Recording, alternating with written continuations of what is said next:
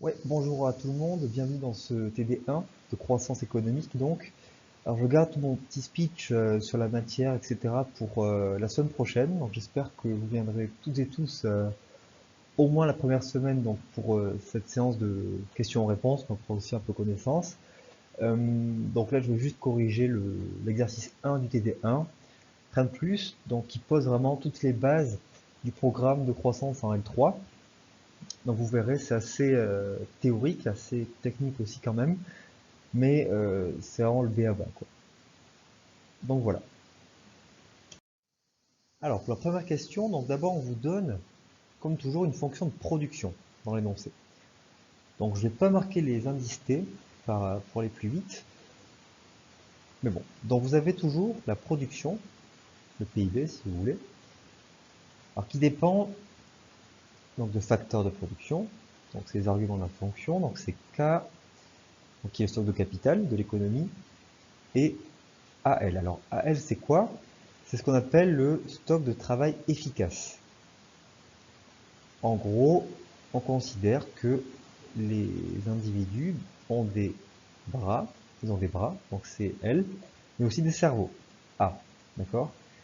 Donc on considère que tout le progrès technique, tous les gains de connaissance de l'économie vont aller uniquement pour le facteur travail et de facto augmenter sa productivité. Donc on considère ici AL comme un seul facteur de production. Donc la production dépend donc du capital et du travail sous la forme suivante, donc K alpha, donc fois AL 1 moins alpha. Ok. Bon. Donc on vous dit ensuite qu'il y a des paramètres. Donc on considère effectivement l'aspect démographique. Donc chaque année, pour chaque période, la population augmente, du coup le stock de travail plutôt, augmente au taux n. Donc c'est la donc, croissance démographique. On a ensuite, eh bien, donc delta, qui est la dépréciation du capital. Donc c'est la part du stock de capital qui va à la poubelle pour chaque période. G de A, donc ça c'est la croissance du technologique, donc c'est le progrès technique, ok, donc croissance du progrès technique. Et vous avez alpha, alpha c'est eh bien la rémunération du capital dans l'économie. Donc la part du PIB qui va pour le capital. Bon. Donc ça c'est une fonction qu'on appelle Cobb-Douglas standard que vous avez déjà vu en micro L2.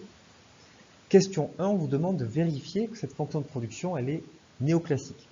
Donc il y a trois propriétés à vérifier. La première propriété, c'est que par rapport aux productivités marginales, donc PMK et PM, alors ici c'est AL, hein, d'accord? On considère que tout ça c'est un seul facteur. Donc sont positives, mais décroissantes.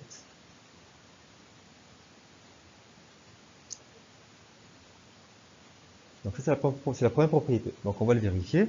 Alors vous prenez donc, on va calculer PMK et PMAL, d'accord? Et on va montrer que, eh bien, elles sont positives et décroissantes. Donc PMK, déjà, c'est quoi? Ben, c'est la dérivée de Y par rapport à K. Alors on y va, donc on a K alpha, donc la dérivée ça va faire alpha K alpha moins 1 fois donc AL à la puissance 1 moins alpha. Est-ce que c'est positif? Oui, parce qu'on considère que alpha en fait il est compris entre 0 et 1. Donc ceci c'est bien positif. Maintenant est-ce que c'est décroissant? Ben, pour cela on va juste dériver une nouvelle fois P. On va dériver PMK et on va voir ben, le signe. Si la dérivée est négative, c'est-à-dire que PMK est décroissant par rapport à la dérivée, donc par rapport à K. Ok?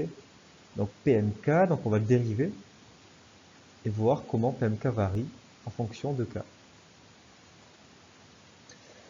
Alors, donc on dérive une nouvelle fois ceci, donc on aura alpha K, alpha moins 2, qu'on multiplie par alpha moins 1. Et là, donc on a ceci. alpha est plus petit que 1. Donc ça, ce truc-là, c'est négatif. Donc, effectivement, hausse de K, baisse de PMK. Mais PMK reste positif. On verra que PMK tend vers 0.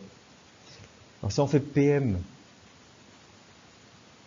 à L, donc ça va faire VY par rapport à D à L. Alors c'est la même logique, donc on aura K alpha qui ne bouge pas, fois donc 1 moins alpha, fois donc eh bien, à L qu'on met à la puissance moins alpha. Ok. Maintenant si on... Donc c'est bien positif, hein, pardon. Donc alpha est plus petit que 1, donc 1 moins alpha, c'est positif, donc tout ça c'est positif. Maintenant si on regarde le sens de variation, on va voir que c'est une nouvelle fois négatif. Donc on dérive ceci par rapport à AL. Donc je réécris ce qu'il y a avant. K alpha, 1 moins alpha. Alors je dérive ceci par rapport à AL. Donc j'ai ce moins alpha à l'exposant qui tombe ici, fois donc AL puissance moins alpha moins 1. Donc, vous voyez ici que ceci c'est négatif. Donc ça va rendre tout le produit négatif. Donc idem, hausse de AL, et on a une baisse de la productivité marginale, du travail efficace. Mais ça ne veut pas dire que PMAL devient négatif. Non, ça tend vers 0. Ça reste positif. Donc dans la slide suivante, on va voir les deux autres propriétés de cette fonction de production néoclassique. Alors la seconde caractéristique des fonctions de production néoclassiques, c'est ce qu'on appelle les rendements d'échelle constants. C'est-à-dire que on appelle ça aussi l'homogénéité de degré 1.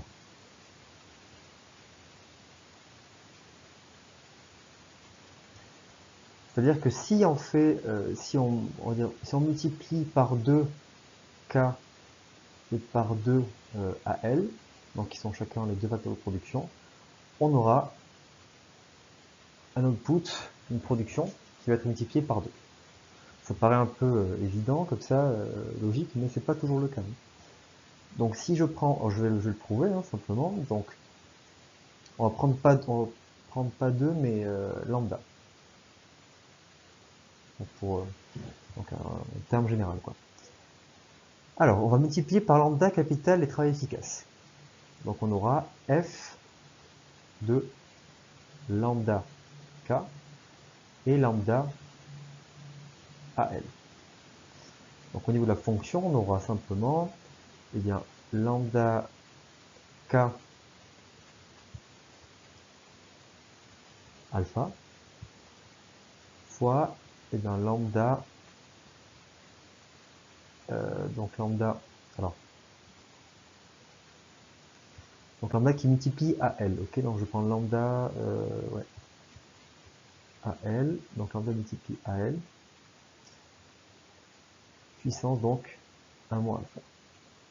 Alors je vais sortir les lambda, donc j'aurai lambda qui est à la puissance ici alpha, vous voyez, ici qui est à la puissance 1 moins alpha. Et donc j'ai K alpha AL 1 moins alpha. Et donc, si j'additionne les exposants, j'aurai lambda puissance 1. Okay. K AL 1 moins alpha. Donc ça, ce qui équivaut en fait à lambda F de K AL. Donc c'est QFD. Donc on a bien cette homogénéité de degré 1. La troisième condition et dernière, une fonction néoclassique, c'est ce qu'on appelle les conditions d'Inada.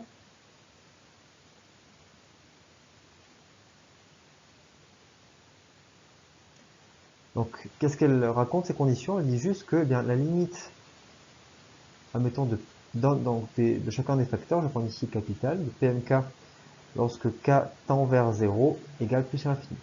Donc quand on n'a pas du tout de capital dans l'économie, qu'on augmente un petit peu la quantité, ben le gain en termes de productivité marginale, il est infini. Par contre, quand on en a énormément, on ne sait plus quoi en faire, et ben ça sert à rien. Il n'y a quasiment pas d'apport. Ok, donc je vais juste faire pour K, je vais pas faire pour AL, parce que c'est un peu redondant.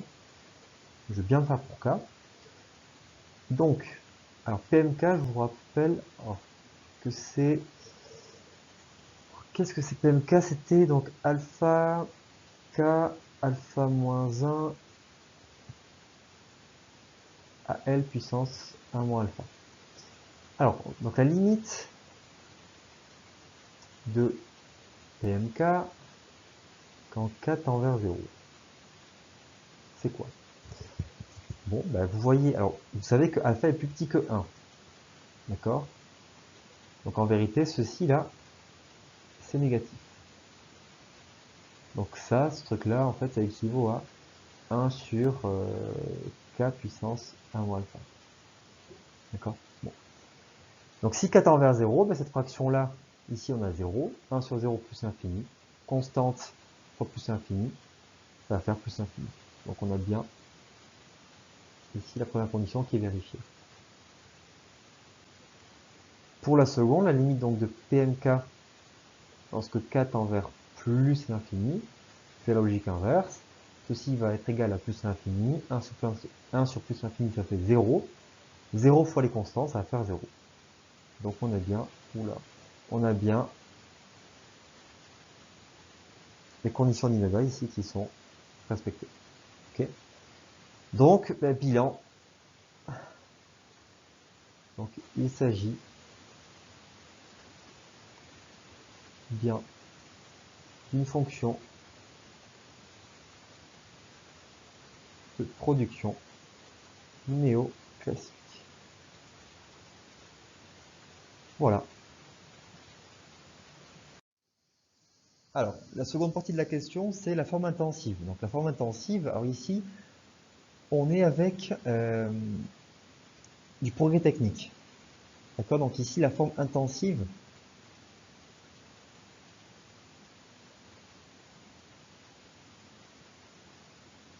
vu qu'il y a du progrès technique, ça va être y tilde. Si vous voyez que dans la fonction de production, dans l'énoncé, il n'y a pas de progrès technique, donc sans progrès technique, vous faites juste petit y. Donc ici, on est dans ce cas-là, le cas le plus difficile. Donc, y tilde, c'est quoi? C'est simplement y qu'on divise par al. D'accord? Ici, ça aurait été y divisé par l. Mais on ne fait pas ça. Alors, y c'est où? C'est dans l'énoncé, c'est marqué. Hein. Donc ça fait k alpha al 1 moins alpha. Et on divise ça par al.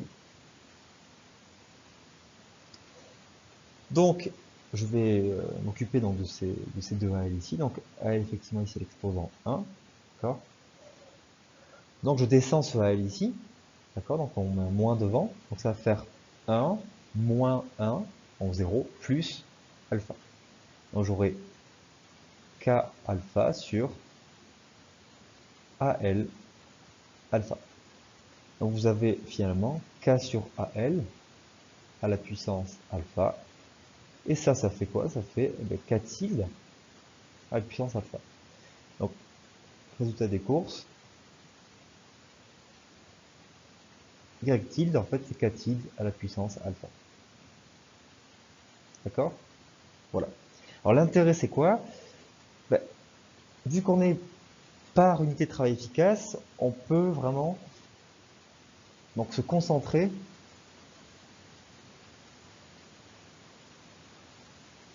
sur donc l'accumulation du capital.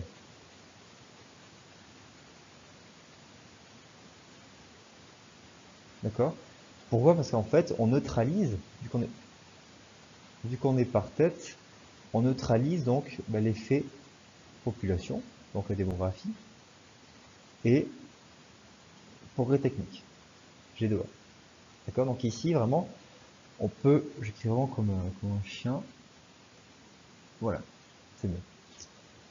Ok, donc ici, vu qu'on n'est pas unité de travail efficace, on se concentre vraiment sur le capital, l'accumulation du capital. Et en croissance, toute la dynamique de l'économie est guidée par l'accumulation du capital. Donc on neutralise, on met de côté l'effet population, l'effet polytechnique.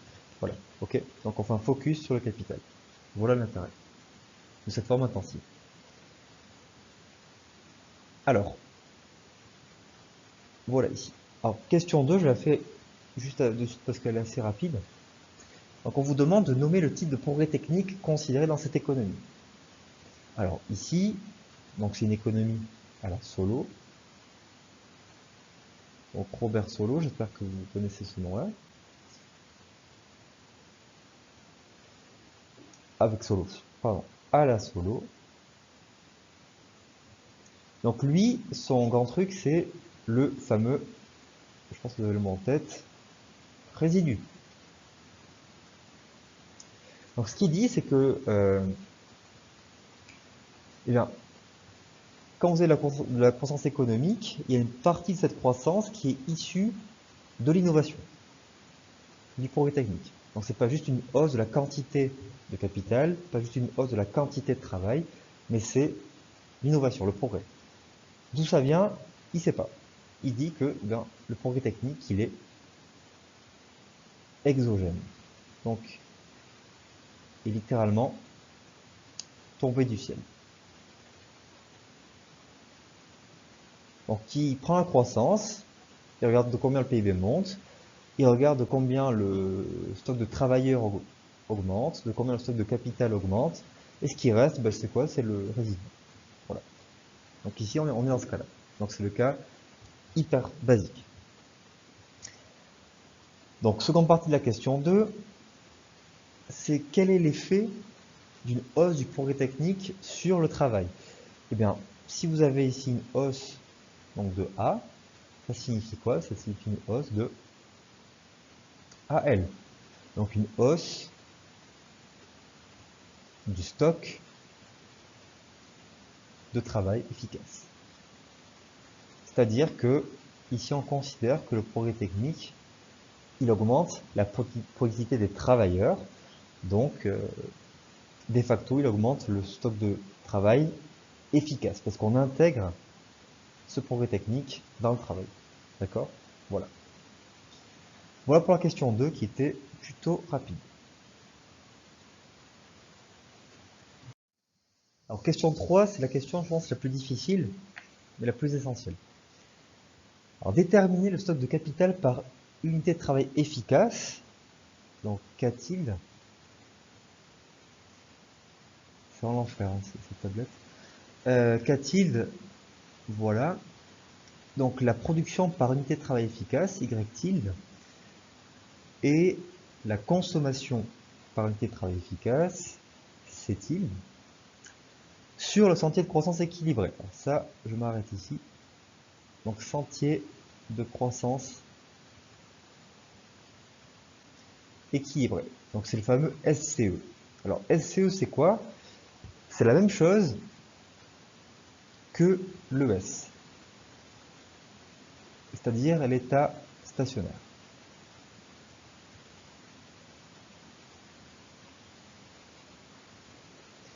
Concrètement, qu'est-ce qui se passe sur le SCE? Eh bien, sur le SCE, vous avez donc la première caractéristique, c'est que les variables agrégées, donc K, grand K, stock de capital, PIB, consommation agrégée, elles augmentent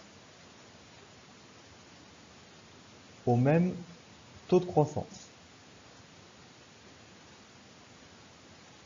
Ça, c'est la première caractéristique. La seconde, ça va être que, eh bien, K-tilde, donc son taux de croissance que j'appelle G de K-tilde, va être égal à 0%. Pour le PIB par tête, Y tilde, on sera aussi à du 0%. Pour la consommation par tête, on sera aussi à 0%. D'accord? Donc quand on vous parle de SCE ou d'état stationnaire, vous avez ces deux choses-là qui se passent. D'accord? Je précise pour la condition numéro 2, si dans l'énoncé il n'y avait pas de progrès technique, ça aurait été non pas G de k tilde, mais G de petit k égale 0, ainsi de suite. D'accord? Donc retenez ça, c'est essentiel. Donc ici, en fait, ce qu'on vous demande dans la question 3, c'est comment dire, de trouver la valeur de k tilde, de y tilde et de c tilde lorsque l'on est à cet état stationnaire. D'accord? Alors pour cela, il faut d'abord étudier la croissance. Donc ce qui se passe avant d'y être. Donc on va d'abord s'intéresser à ce qu'on appelle l'équation dynamique fondamentale. Donc là, elle décrit en fait la dynamique d'accumulation du capital, parce que je vous rappelle une nouvelle fois que toute l'économie est drivée par le capital. Donc on s'intéresse au capital. Donc il faut voir la dynamique du capital, comment elle est définie, et à quel moment effectivement on a ce 0%, qui va ensuite générer tout le reste. Donc il faut vraiment arriver à ça d'abord. Tout le reste, ça suit, c'est accessoire. D'accord? Alors, donc il faut exprimer cette équation dynamique fondamentale. Donc la première étape, donc c'est toujours pareil, hein. La première étape, c'est que vous partez en fait d'une égalité que vous connaissez, d'une identité que vous connaissez, qui est l'identité I égale S. Donc on suppose ici que toute l'épargne est investie. D'accord? Alors l'investissement c'est quoi? Ben, c'est deux choses. C'est que ok, on investit pour faire augmenter le stock de capital. Donc je considère K point. K point, ça veut dire point pour variation. D'accord? Donc l'investissement sert à financer, effectivement, bien, la croissance du capital. On achète des machines, etc. Donc I, en fait, c'est K point, mais aussi, on investit pour remplacer le capital existant, le renouveler. Donc l'investissement, il se décompose en deux parties. Ce delta ici, c'est le taux de dépréciation. Donc là, pour chaque période, le capital qu'on met à la poubelle, on le remplace. D'accord? Donc c'est la définition de la FBCF, formation brute de capital fixe, qui correspond à ces deux, à la somme de ces deux choses-là. Donc I, c'est ça. L'épargne, ben, l'épargne, c'est quoi? Donc, pour chaque période, dans l'énoncé, on vous dit que les ménages épargnent une fraction S de leur revenu. Donc sur une échelle macro, l'épargne d'une économie, sur l'année 2020, ben, c'est le taux d'épargne fois le PIB. Ok? Donc là, on va juste isoler le K point. Donc K point, ça vaut quoi? Ça vaut eh bien SY moins delta K. Donc là, vous avez déjà fait la première étape. La seconde étape, qui est plus longue, plus difficile. Donc je vous ai dit que ce qui nous intéresse, c'est vraiment l'accumulation du capital.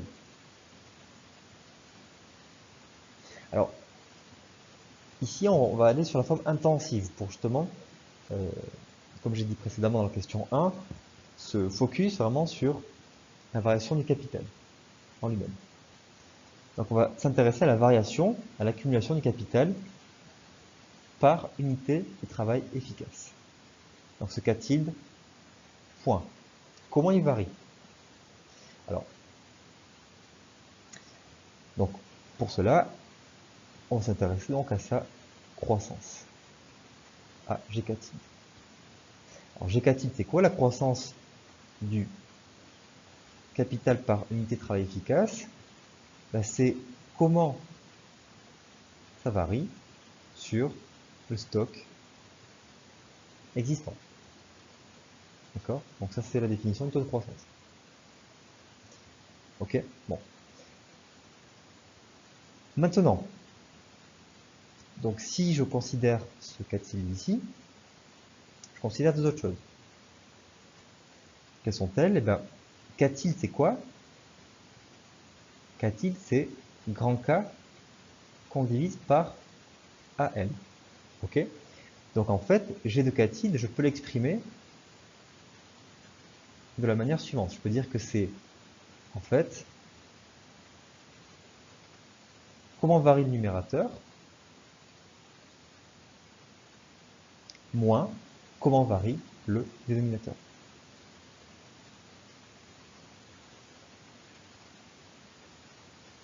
Donc là, pour ça, c'est simplement une approximation log pour arriver à ça. Ok? Donc, la croissance du capital par unité de travail efficace, c'est la croissance du capital agrégé, moins la croissance du progrès technique, moins la croissance démographique. Parce que K tilde, c'est grand K divisé par A fois L. Donc, je poursuis. Alors, grand K point, on l'a trouvé précédemment, il est là. Donc vous remplacez. Donc vous avez S, Y, moins dk. Ceci est divisé donc par K. Alors, A point sur A, c'est quoi? Ben, c'est G de A, c'est dans l'énoncé. Et L point sur L, c'est la croissance démographique. Ok? Alors je continue ici, parce que je vais pas être un peu juste pour la fin. Donc là, on va juste diviser par K. Ici et là. Donc on aura S de Y sur K moins delta K sur K, ça fait moins delta. Donc je vais mettre moins une parenthèse delta plus GA plus N. Ok?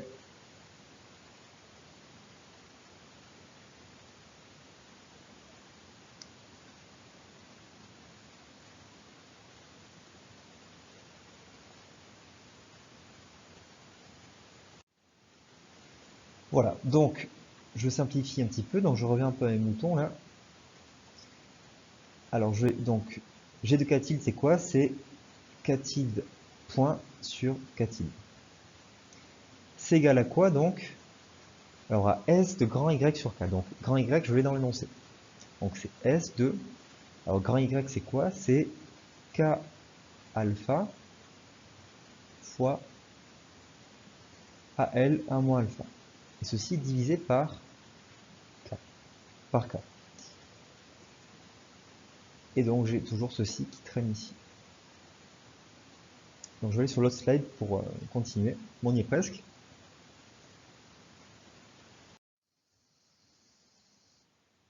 Donc je reprends mon K tilde point sur K tilde. Alors, donc du coup ça va faire quoi? Donc on divise Y par rapport à K. Donc vous voyez qu'il y a K puissance alpha au numérateur, K puissance 1 au dénominateur. Donc on aura K puissance alpha moins 1. D'accord? Voilà. Fois donc AL à la puissance qui est 1 moins alpha. Moins ce qui me reste à droite. Bon là c'est juste de la simplification. Hein. Je fais vraiment toutes les étapes pour détailler, mais bon. Donc ici vous voyez que si je passe ce AL au dénominateur, le 1 moins alpha va devenir moins 1 moins alpha. Et moins 1 moins alpha, ça fait alpha moins 1. C'est l'opposé en fait. Donc là, ça va faire S de, eh bien, K sur AL à la puissance, simplement, alpha moins 1. Parce que je passe ceci en bas. Moins donc ici delta plus GA plus N. On y est presque. Alors, ceci c'est quoi? K divisé par le sort de travail efficace, c'est simplement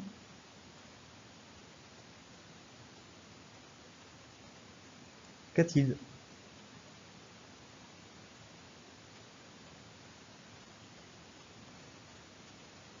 Et là on termine juste par eh bien, je vais passer ce cas tilde ici à droite, donc je vais multiplier par cas tilde. Donc la dynamique d'accumulation du capital par travailleur efficace, c'est quoi? C'est S de K tilde puissance alpha moins ceci. Ok? Et dernière ligne, après je m'arrête. K tilde point, ça vous le reconnaissez, question 1, c'est la forme intensive. Donc ça en fait c'est S Y tilde, donc moins ici, toutes ces forces négatives qui font diminuer l'accumulation, ça ralentit l'accumulation. Ok, donc voilà ici l'équation dynamique d'accumulation du capital par travailleur efficace. Ok. Maintenant, à l'état stationnaire, que se passe-t-il? Eh bien, on n'a plus de croissance. On perd la croissance. Alors, je vais le montrer graphiquement. Donc, ce graphe, vous allez le voir plusieurs fois dans le semestre. Voilà. Donc, je fais un repère où je mets ici, donc je vais mettre, donc, est-ce qu'on le demande ou pas? C'est la question 5, donc je ne le fais pas. Je ne le fais pas. Je vais prendre de l'avance. Bon, donc, si vous voulez, maintenant, à l'état stationnaire, on a K tilde point qui n'augmente plus, qui vaut 0. Donc pour trouver les valeurs eh bien, de K tilde, de Y tilde et de C tilde à l'état stationnaire, on résout cette équation-là, où on va remplacer le K tilde point par un 0. D'accord? Donc on a eh bien, 0 égale... Alors je vais revenir à ça, d'accord? Je vais vous le faire apparaître le Y tilde, mais je vais revenir à ça.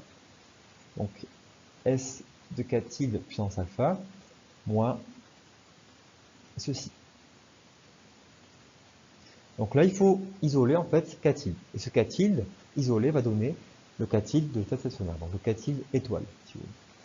Donc bon, là, c'est juste des maths un peu simples. Hein. Donc vous transposez ceci à gauche. Donc vous avez cela. Tac, tac. Donc là, c'est un... Ouais, c'est bon. Alors, ben, je vais passer ceci à gauche, ok. Ça va faire S sur delta plus GA plus N. Et je vais passer le K tilde alpha à droite. Donc on aura égal K tilde, ça c'est puissance 1, donc ça va faire 1 moins alpha. Là je me débarrasse de la puissance ici. Donc j'aurai ce K tilde étoile de l'état stationnaire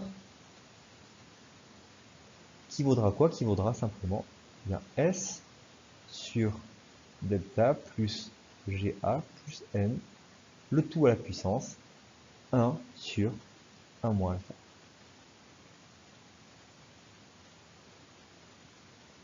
Maintenant pour Y tilde c'est quoi? C'est K tilde à la puissance alpha. Donc logiquement, Y tilde alpha, ça va être ce qu'il y a au-dessus là.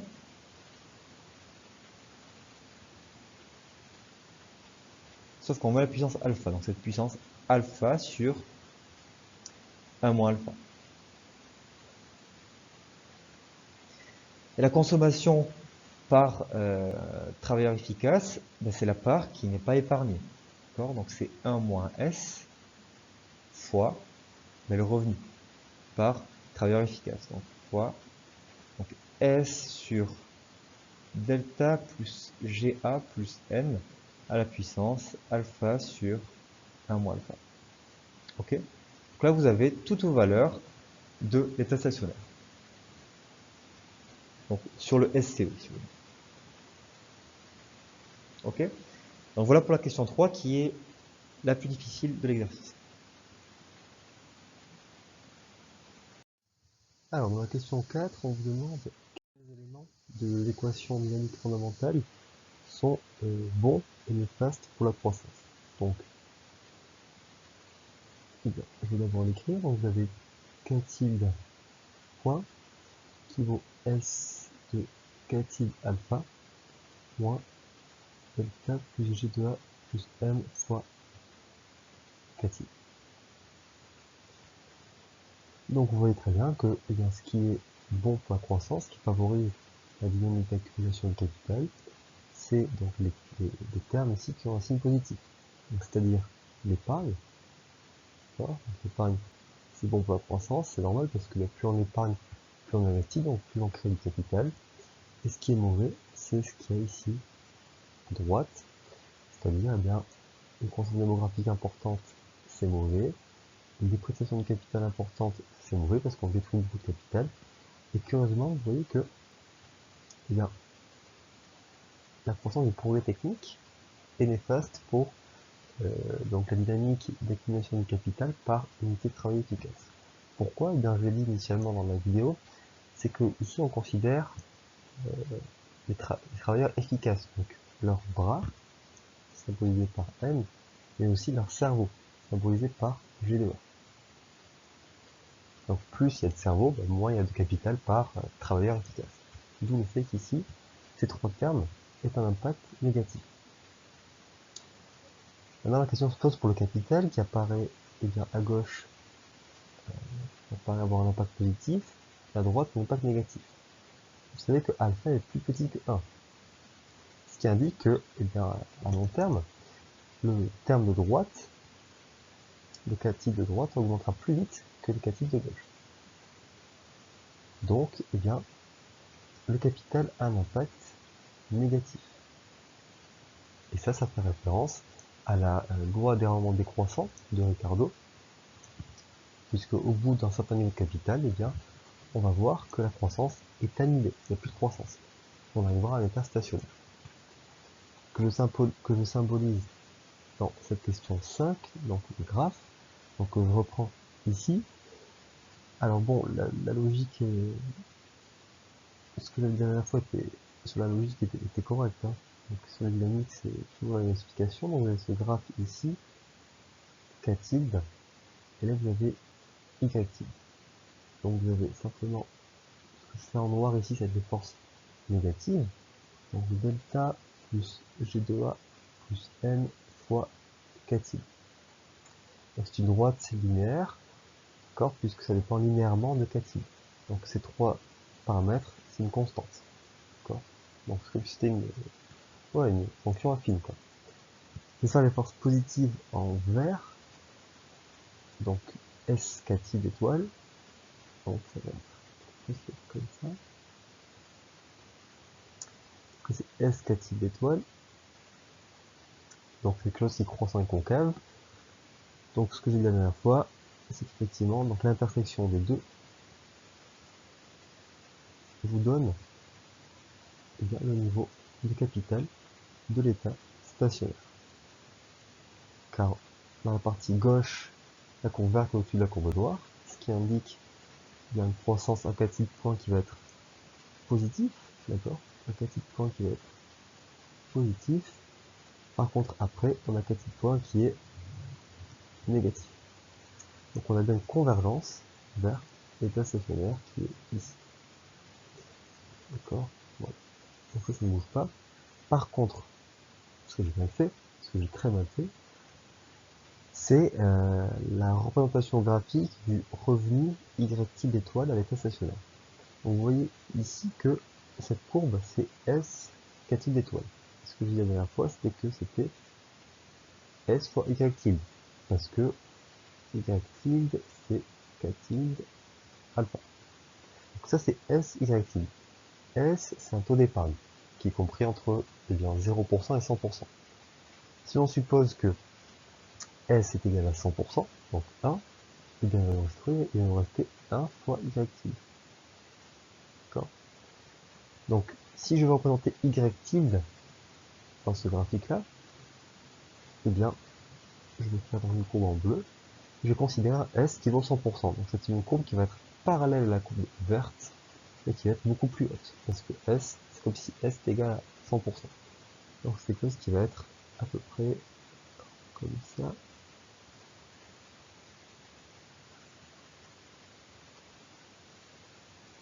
Donc ça c'est y tilde, c'est-à-dire k tilde alpha.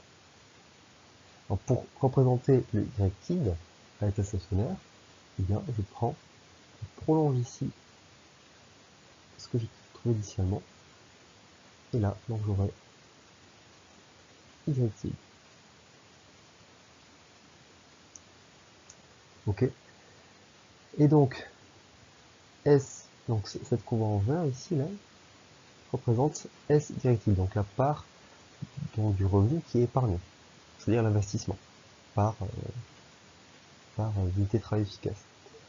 Donc l'écart entre l'épargne et le revenu, c'est simplement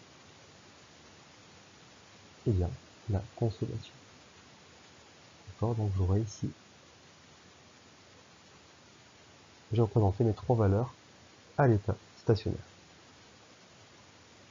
Donc je rectifie mon erreur initiale.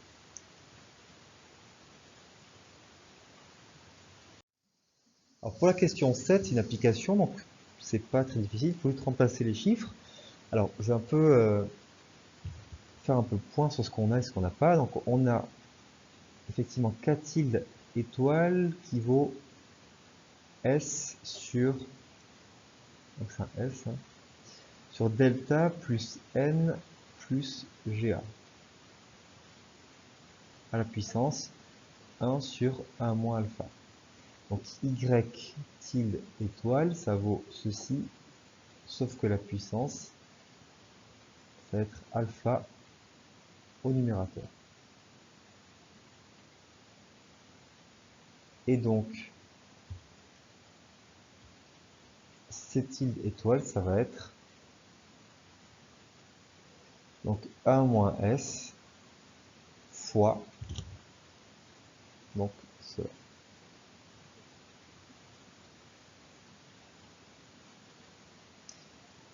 Ok, donc là on vous dit quoi? On vous donne des valeurs, d'accord? On vous dit que, alors, donc, delta ça vaut 0,04, n ça vaut 0,01,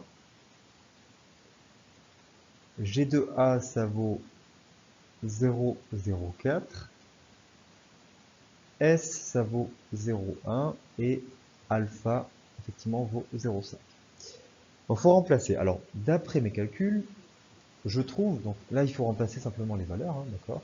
Donc c'est ça sur Excel ou sur une calculette. Alors moi j'ai trouvé pour k tilde d'étoile, j'ai trouvé la valeur, j'ai trouvé, où est-ce que c'est? Voilà. Je trouve 1,235, j'arrondis. Pour y tilde, je trouve 1,111. Et donc pour c tilde, je trouve 1, pile poil. Donc voilà ce que je trouve. Donc on a bien calculé les valeurs, k tilde étoile, y étoile, c tilde étoile à l'état stationnaire. Ça c'est bon. On déduit le taux de croissance de YKC, bon, on entend parler à l'état stationnaire. On est sur le SCE, d'accord, ici. Donc une application du SCE, c'est la première, c'est que les variables agrégées, je le répète, augmentent au même taux.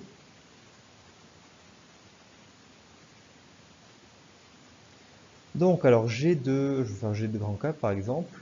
Donc on a dit qu'à l'état stationnaire c'était bien GA plus N, c'est-à-dire ici 0,05, c'est-à-dire 5%. Donc c'est égal à G de grand Y et G de grand C. Voilà pour la question 7.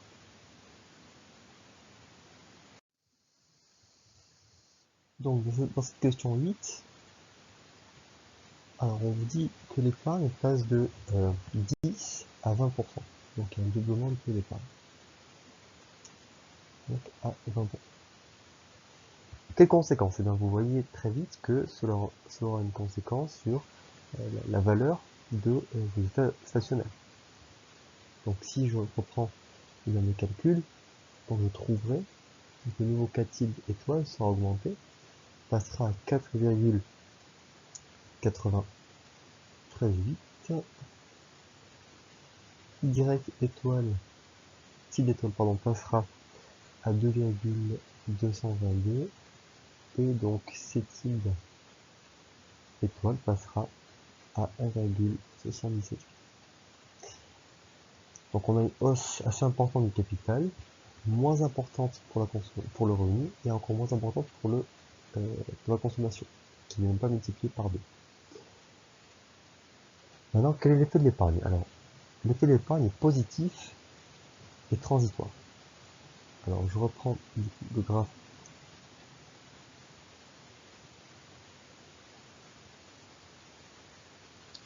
Donc, qui reprend l'équation en dynamique fondamentale. Donc ici, j'ai mon K tilde étoile, et là, j'ai mon Y tilde étoile. Donc ici, je reprends les forces négatives, d'accord? C'est-à-dire delta plus M plus G. En vert, j'ai les forces positives que je reprends.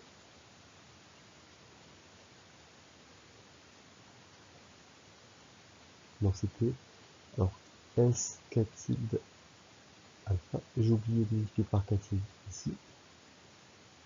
Voilà. C'est-à-dire, en fait, là c'est S Y tilde, ok? Donc vous voyez effectivement que l'état stationnaire initial est à ce point-là. K tilde étoile. Donc si je prends mon revenu maintenant,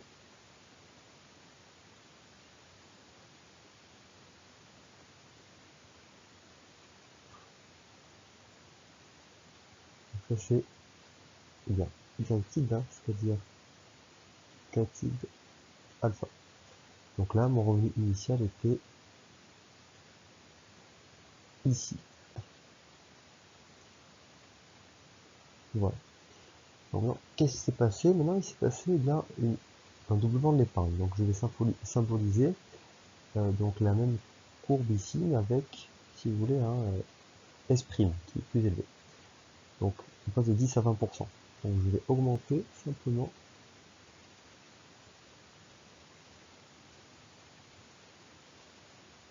pente de mes forces positives. Donc ça c'est S', K tilde alpha. Vous voyez ce que j'ai montré la dernière fois, c'est que effectivement, donc on a l'intersection qui se fait plus loin, ce qui va permettre donc d'avoir un état stationnaire plus haut. Maintenant pour le revenu, ce que j'avais mal interprété graphiquement, c'est que eh bien on a aussi une hausse du revenu qui est effectivement toujours moins importante, mais il faut le prendre avec la courbe bleue ici, qui représente effectivement Y tilde. Donc si vous faites intersection, vous trouverez un Y tilde étoile prime qui est plus élevé. Mais ce que j'avais dit la dernière fois, c'est qu'on remarque que la hausse reste tout de même moins importante. Maintenant pour la consommation à l'état stationnaire, donc alors je vais faire en vert, c'était celle donc initiale, c'est-à-dire que c'était ça, la consommation à l'état stationnaire initial, parce que donc ceci représente la part du revenu qui est épargné, la courbe verte. La courbe bleue c'est le revenu entier. Donc l'écart entre les deux, entre ce point-là et ce point-là, eh bien c'est la consommation. Donc on remarque qu'avec le nouveau taux d'épargne, on a eh bien, aussi un gain de consommation, mais qui va être effectivement assez modeste. Mais il y a un gain quand même, d'accord? Donc là c'est le type prime étoile. Donc par rapport donc à l'impact de l'épargne, on a effectivement donc un impact qui est positif. Donc hausse du capital par travail efficace à l'état stationnaire, mais aussi du revenu. Par contre, on est de nouveau bloqué dans un état stationnaire. Donc on passe de là à là. D'accord? Ce qui traduit bien le fait que l'épargne a un effet positif, mais seulement transitoire. On n'a toujours pas résolu la question des rendements décroissants.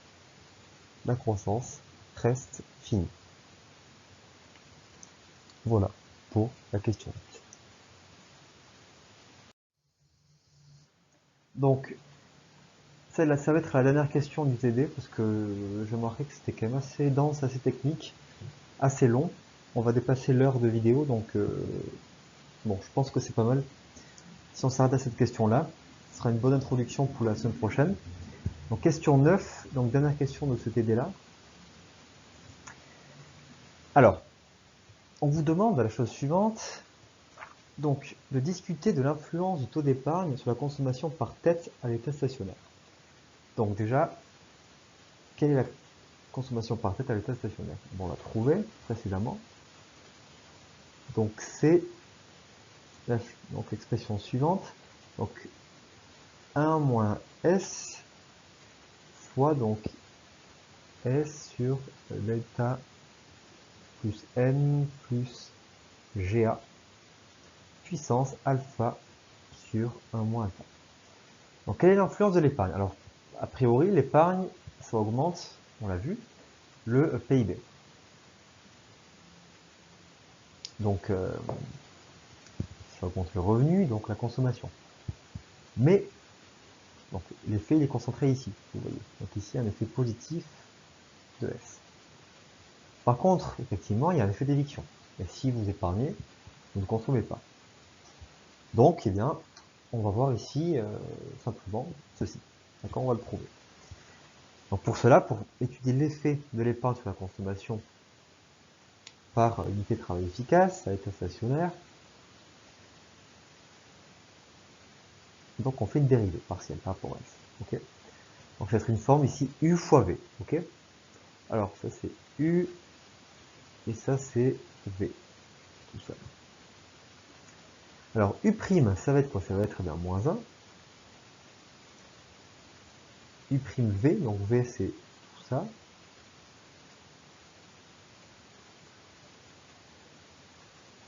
Donc U'V plus UV'. Alors U c'est 1 moins S. Et V' ça va être. Alors, donc c'est une forme U puissance N. Donc on aura. Alors je vais effacer ça.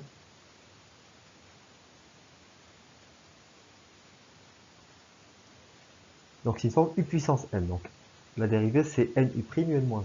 Donc le N je le mets ici. N.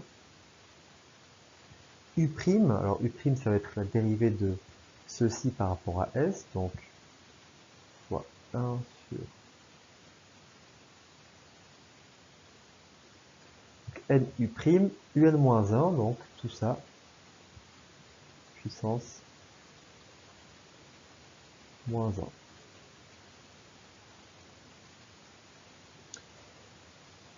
Donc ça va faire alpha sur 1 moins alpha moins 1. Et j'ai oublié ici, c'est U'V, donc j'ai oublié l'expression que je mets. Ça c'est la dérivée. Donc on va essayer d'y voir un peu plus clair. Donc on aura moins S sur delta plus N plus GA puissance alpha sur 1 moins alpha. Donc là, je vais faire le calcul un peu lourd, mais bon. Donc là, je multiplie les deux fractions. Donc en fait, j'aurai eh bien 1 moins alpha facteur de delta plus N plus GA. Ok, ça c'est bon. Et donc là, ici, alors ça va faire donc alpha moins 1 plus alpha sur 1 moins alpha. Donc j'aurai effectivement ça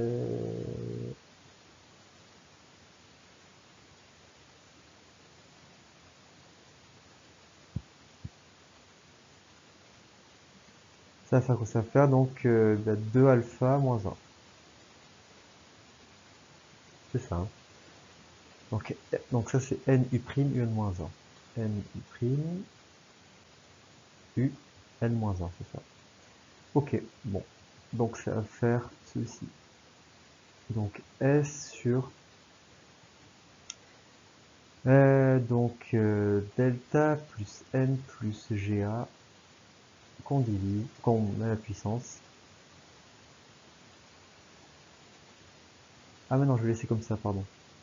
Je vais laisser comme ça, pourquoi? Parce que je vais factoriser facilement comme ça. Donc là on voit effectivement qu'il y a un facteur commun qui est là. Que je vais faire désapparaître avec mon calcul ici. Donc bon, ça complique plus qu'autre chose en fait. Donc je poursuis alors ma factorisation. Donc on va factoriser par ce facteur commun ici. Donc je vais faire S sur delta plus n plus GA puissance alpha sur 1 moins alpha que je multiplie par, donc ici j'ai moins 1 et là j'ai alors plus 1 moins S alpha sur 1 moins alpha fois delta plus n plus GA. Et ça, la puissance moins 1, parce qu'il va rester le moins 1 ici. Là. Donc vu que c'est la puissance moins 1, je vais l'inverser. Donc j'aurai delta plus n plus GA, voilà, sur S. Et là, c'est nice, parce que je peux, tac, tac, simplifier. Ok, donc là, je pense qu'on est bon. C'est terminé. Donc je vais écrire ça proprement. Voilà, donc alpha, donc fois moins 1, donc plus 1 moins S sur S fois alpha sur 1 moins alpha. Ok, donc au niveau du signe, on voit que ceci c'est positif, S positif, tout ça est positif. Par contre ici, eh bien on ne sait pas. Parce que si jamais ceci est inférieur à moins 1, à 1, pardon, si ça fait tout ça, ça fait, je sais pas, 0,9, on aura moins 1 plus 0,9 qui fait moins 0,1. Donc on aura un truc négatif. Si cela est égal à 1, on aura moins 1 plus 1 qui fait 0, donc l'effet est nul. Si cela est plus grand que 1, eh bien ici, la somme sera supérieure à 0, et donc on aura un effet positif. Donc, l'effet, il est indéterminé.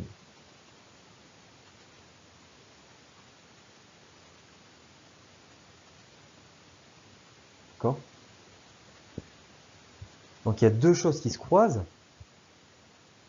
Donc je vais faire ça dans la dernière slide, juste après, donc avec un graphe. Donc on a vu que l'effet de l'épargne sur la consommation état stationnaire est incertain. D'accord? Il dépendait eh bien, simplement de la valeur de S. Alors je vais juste réécrire l'effet qu'on a trouvé. Donc c'était S sur delta plus N plus GA.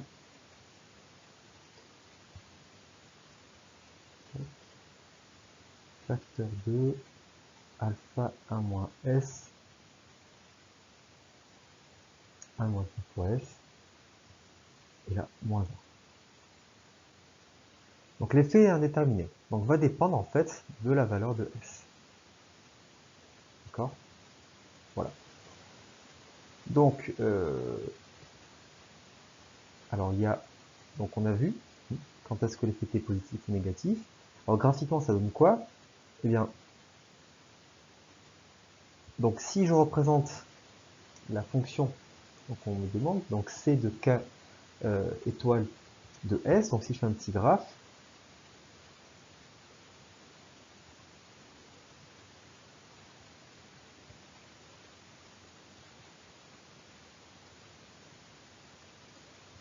on aura la chose suivante.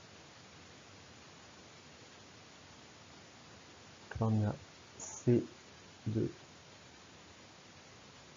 K étoile tilde de S.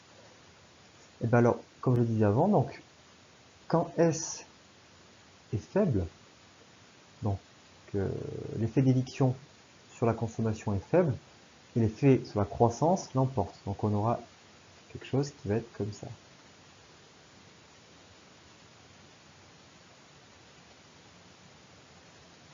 Par contre, au bout d'un moment, eh bien, à cause des rendements décroissants, l'effet sur la croissance n'est plus assez fort, et l'effet d'éviction l'emporte. Donc on a quelque chose qui va être un peu comme ça. Donc effectivement, vous voyez donc que, si je reprends l'expression de C de K de S, donc c'était, on l'avait trouvé, hein. Donc j'ai quand même remarqué, c'était la chose suivante, c'était 1 moins S sur donc fois S sur delta plus N plus GA à la puissance alpha sur 1 moins alpha. Donc vous voyez que si on épargne 100% du revenu, eh bien ce 1 moins S va être égal à 0. Donc on va être à ce point-là. Ok, donc trop d'épargne, ça n'est pas forcément bon. Ok, donc il y a deux phases. Donc ici on a eh bien, comment dire, l'effet, on va dire,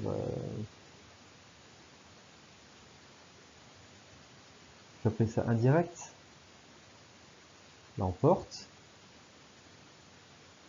Donc, c'est-à-dire que hausse de S égale hausse de K égale hausse de Y égale hausse de C. Par contre, ici, on a l'effet d'éviction qui l'emporte. C'est-à-dire que bien, une hausse de S, c'est une baisse de 1 moins S, donc c'est une baisse de C. D'accord? Donc les deux effets jouent l'un contre l'autre. On l'a vu avec la dérivée ici, dont le signe, eh bien, le signe est incertain. Hein. Le signe est incertain, n'est pas toujours positif, n'est pas toujours négatif. On va dépendre ici de cette fraction-là. D'accord? Et donc, je vais terminer le cours avec ça. Le point ici que l'on voit, donc le niveau de capital